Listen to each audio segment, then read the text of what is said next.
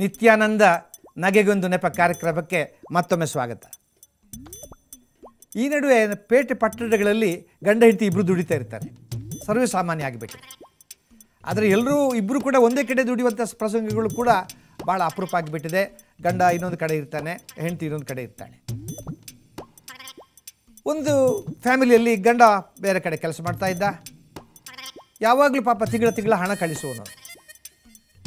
ಒಂದು ಸಲ ಮಾತ್ರ ಪತ್ರ ಬರೆದ ಹೆಂಡತಿಗೆ, ನೋಡಿ ನನ್ನ ಪ್ರಾಣವಲ್ಲಭೆ, ನಾನು ನಿನಗೆ ಯಾವಾಗಲೂ ಪ್ರತಿ ತಿಂಗಳು ₹1000 ಕಳಿಸ್ಕೊಡ್ತಾ ಇದ್ದೆ ಮನೆಯ ಖರ್ಚಿಗೆ ಅಂತೇಳಿ.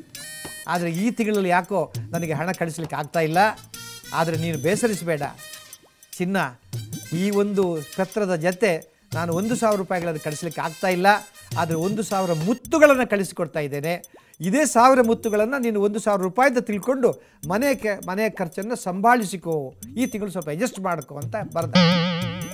ಪಾಪ ಇವಳಿಗೆ ಪತ್ರ ಬಂತು, ಪತ್ರ ಓದ್ತಾಳೆ, ಹಣ ಇಲ್ಲ, ಬರೀ ಮುತ್ತುಗಳಿವೆ. ಇವಳು ಜಾಣ ಹೆಂಗಸು, ಅವಳು ಮತ್ತೆ ಅವನಿಗೆ ಪತ್ರ ಬರೀತಾಳೆ. ನನ್ನ ಪ್ರಾಣವಲ್ಲಭ, ನಿನ್ನ ಪತ್ರ ಸಿಕ್ಕಿದೆ, ಪತ್ರದ ಜೊತೆ 1000 ಮುತ್ತುಗಳು ಸಿಕ್ಕಿವೆ, ಆದರೆ ಹಣ ಸಿಗಲಿಲ್ಲ. ನೀನು ಪತ್ರದಲ್ಲಿ ಬರೆದಿದ್ದೀಯಾ, ಈ 1000 ಮುತ್ತುಗಳನ್ನೇ ₹1000 ಅಂತ ನೀನು ತಿಳ್ಕೊಂಡು ಮನೆಯ ಖರ್ಚನ್ನು ನೀನು ನಿಭಾಯಿಸಿಕೋ, ಈ ತಿಂಗಳನ್ನು ಹೇಗಾದರೂ ಮಾಡಿ ಸುಧಾರಿಸಿಕೋ ಅಂತ ಬರೆದಿದ್ದೀಯಾ. ಸರಿ, ಈ 1000 ಮುತ್ತುಗಳನ್ನು ಕಳಿಸಿಕೊಟ್ಟಿದ್ದೀಯಲ್ಲ, ಅದರಲ್ಲಿ 500 ಮುತ್ತುಗಳನ್ನು ನಾನು ಮನೆ ಬಾಡಿಗೆಯವನಿಗೆ ಕೊಡಬೇಕಾಗುತ್ತೆ, 200 ಮುತ್ತುಗಳನ್ನು ಹಾಲು ಕೊಡುವವನಿಗೆ ಕೊಡಬೇಕಾಗುತ್ತೆ, ಇನ್ನು ನಮ್ಮ ಜೀವನಸ್ತರದ ಅಂಗಡಿಯವನಿಗಿದ್ದಲ್ಲ ಅವನಿಗೆ 800 ಮುತ್ತುಗಳೇ ಕೊಡಬೇಕಾಗುತ್ತೆ. ಈ ಉಳಿದ ಮುತ್ತುಗಳಿಗೆ ಏನು ಮಾಡಲಿ, ನೀನೇ ನನಗೆ ಉತ್ತರಿಸು ಅಂತ ಮತ್ತೆ ವಾಪಸ್ ಪ್ರಶ್ನೆ ಬರೀತಾರೆ. ಜಾಣ ಹೆಂಗಸು. ಕೆಲವು ಹೆಂಗಸರು ನಾನು ಹೇಳಿದಾರಲ್ಲ, ತುಂಬ ಕಿಲಾಡಿಗಳಿರ್ತಾರೆ. ಅದಕ್ಕೆ ನೋಡಿ ಈ ನಡುವೆ ವಿವಾಹ ವಿಚ್ಛೇದನಗಳು ಜಾಸ್ತಿ ಆಗ್ತಾ ಇರ್ತವೆ.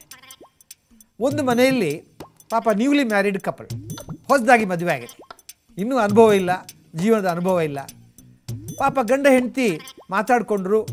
ಅಲ್ಲರಿ ಹೆಂಡತಿ ಹೇಳ್ತಾಳೆ, ನೋಡಿರಿ ನಾವಿನ್ನು ಹಣ ಜೋಡಿಸಬೇಕು, ಯಾಕಂದರೆ ಹಣ ಜೋಡಿಸಿದ್ರೆ ನಮಗೆ ಒಂದು ಸೈಟ್ ತಗೊಳ್ಬೇಕು, ಮನೆ ಕಟ್ಟಬೇಕು, ಒಂದು ವೆಹಿಕಲ್ ತಗೊಳ್ಬೇಕು, ಹಣ ಜೋಡಣೆ ಆಗಬೇಕು, ಏನು ಮಾಡೋಣ?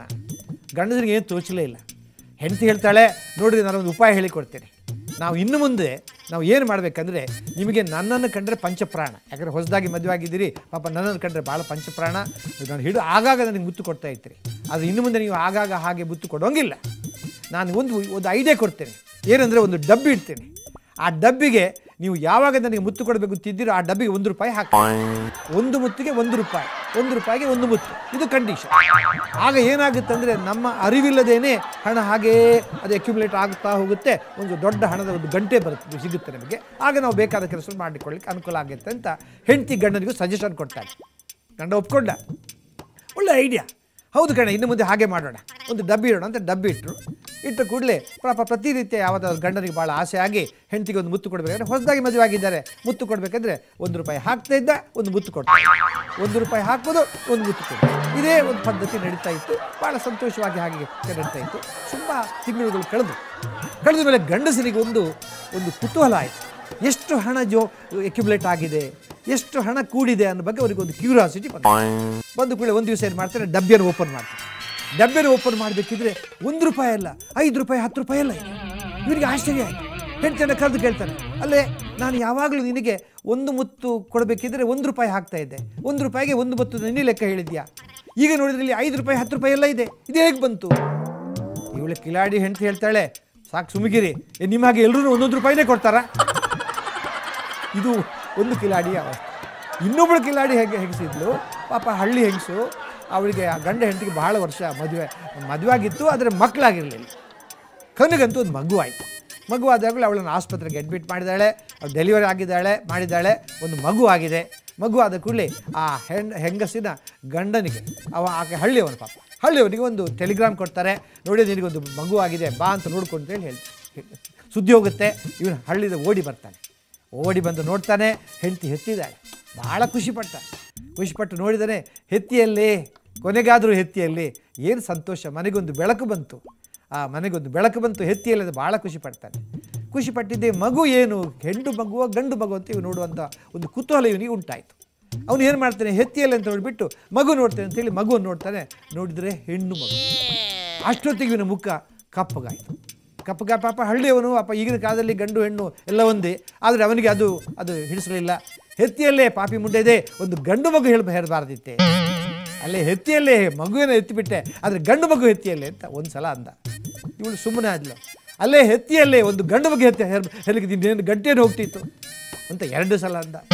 3 ಸಲ ಬೈದ, ಹೆತ್ತಿಯಲ್ಲೇ ಪಾಪಿ ಮುಂಡೆ ಇದೆ, ಒಂದು ಗಂಡು ಮಗು ಹೆರಬಾರ್ದಿತ್ತೆ ಅಂತ ಅಂದ. ಕೇಳಿಸ್ಕೊಂಡ್ಲ ಈಕೆ ಸಿಟ್ಟಿಗೆದ್ಲು.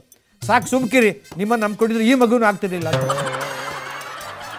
ಹೀಗೆ ಕಿಲಾಡಿ ಹೆಂಗಸರ ಅವಸ್ಥೆ ಇದೆ. ಒಂದು ಅಣುಕು ಹಾಡಿದೆ, ಭಾಳ ಸುಂದರವಾಗಿದೆ. ಆ ಅಣುಕು ಹಾಡಲ್ಲಿ ಪಾಪ ಗಂಡನಿಗೆ ಒಂದು ಇನ್ನೊಂದು ಗರ್ಲ್ ಫ್ರೆಂಡ್ ಇತ್ತು. ಅದು ಒಂದು ಸಲ ಹೆಂಡತಿಗೆ ಗೊತ್ತಾಯಿತು. ಆಗ ಆ ಒಂದು ಅಣುಕು ಹಾಡಲ್ಲಿ ಹೀಗಿದೆ: ಇವನ ಮತ್ತೆ ಅವಳ ಸಂಬಂಧ ಇವನ ಮನೆಯವಳಿಗೆ ಗೊತ್ತಾದಂದಿನಿಂದ, ಇವನ ಮತ್ತೆ ಅವಳ ಸಂಬಂಧ ಇವನ ಮನೆಯವಳಿಗೆ ಗೊತ್ತಾದ ದಿನದಂದು ಮನೆಯವಳು ಇವನನ್ನು ಕೇಳಿಯೇ ಬಿಟ್ಟಳು. ನಿಜ ಹೇಳಿ, ನಿಮ್ಮ ಮನೆಯ ಒಡತಿ ನಾನಿದ್ದರೂ ನಿಮಗೆ ಈ ಹೇಳಬೇರೆ ಗೆಳತಿ. ನೀವು ಕೇಳ್ತಾಳೆ, ನಿಮ್ಮ ಮನೆಯ ಒಡತಿ ನಾನಿದ್ದರೂ ನಿಮಗೆ ಈ ಹೇಳಬೇರೆ ಗೆಳತಿ. ಆಗ ಕಿಲಾಡಿ ಗಂಡ ಹೇಳ್ತಾನೆ, ಎಂಥ ಪ್ರಶ್ನೆ ಕೇಳಿದೆ ಚಿನ್ನ, ನನ್ನನ್ನು ಮುಜುಕರಕ್ಕೆ ಉಂಟು ಮಾಡಿದೆ. ಯಾಕೆ? ಹ್ಞೂ ಅಂದರೆ ನಿನಗೆ ಬೇಸರವಾಗಬಹುದು, ಹ್ಞೂ ಅಂದರೆ ಅವಳಿಗೆ ಬೇಸರವಾಗಲಾರದೆ. ಆಗ ಹೆಂಡತಿ ಹೇಳ್ತಾಳೆ, ಅದಿರಲಿ ಹೋಗಲಿ ಬಿಡಿ, ನನ್ನಲ್ಲಿ ಇಲ್ಲದಿದ್ದು ಅವಳಲ್ಲಿ ಏನಿದೆ, ನಿಜ ಹೇಳಿ, ನಮ್ಮಿಬ್ಬರಲ್ಲಿ ಯಾರು ಅಂದ ಯಾರು ಚಂದ. ಆಗ ಕಿಲಾಡಿ ಗಂಡ ಹೇಳ್ತಾನೆ, ಎಂಥ ಪ್ರಶ್ನೆ ಕೇಳಿದೆ ಮತ್ತೆ ಚಿನ್ನ, ನೀನು ಬಳಿ ಇದ್ದರೆ ನನಗೆ ಆನಂದವೇ ಆನಂದ. ಒಂದೊಂದು ಹೂವಿಗೆ ಒಂದೊಂದು ಅಂದ, ಒಂದೊಂದು ಮಕರಂದ ಅಲ್ಲವೇ? ನೀನು ಬಳಿ ಇದ್ದರೆ ನನಗೆ ಆನಂದವೇ ಆನಂದ. ಆದರೆ ಏನು ಮಾಡಲಿ ಚಿನ್ನ, ಅವಳ ನೆನಪಾದರೆ ಆಗುವುದು ಪರಮಾನಂದ. ಆಗ ಕಿಲಾಡಿ ಹೆಂಡತಿ ಹೇಳ್ತಾಳೆ, ಓಹೋ ಎಂತಹ ಮಾತ್ರಿ, ಸುಳ್ಳಿಗೆ ಸುಳ್ಳು ಸೇರಿದರೆ ಆಗುವುದು ಸತ್ಯ. ಅದಕ್ಕೆ ಉದಾಹರಣೆಗೆ ನಮ್ಮ ದಾಂಪತ್ಯ. ಯಾಕೆ ಈ ಮಾತು ಹೇಳಿದೆ ನೋಡಿ, ನೀವು ಹೇಳಿದಿರಲ್ಲ, ನಾನೆಂದರೆ ನಿಮಗೆ ಬಹಳ ಆನಂದ, ಆದರೆ ಅವಳ ನೆನಪಾದರೆ ಆಗುವುದು ಪರಮಾನಂದ ಅಂತ. ಇದೇ ಮಾತನ್ನು ನನ್ನ ಗೆಳೆಯನು ಅವನ ಹೆಂಡತಿಗೆ ಹೇಳಿದನು. ವೀಕ್ಷಕರೇ, ನಿತ್ಯಾನಂದ ನಗೆಗೊಂದು ನೆಪ ಕಾರ್ಯಕ್ರಮವನ್ನು ಇದುವರೆಗೆ ವೀಕ್ಷಿಸಿದಿರಿ. ಮತ್ತೆ ಹೊಸ ಜೋಕ್ಸ್ಗಳೊಂದಿಗೆ ಮತ್ತೆ ಭೇಟಿಯಾಗೋಣ. ಅಲ್ಲಿವರೆಗೆ ನಗ್ತಾ ಇರಿ. ನಮಸ್ಕಾರ.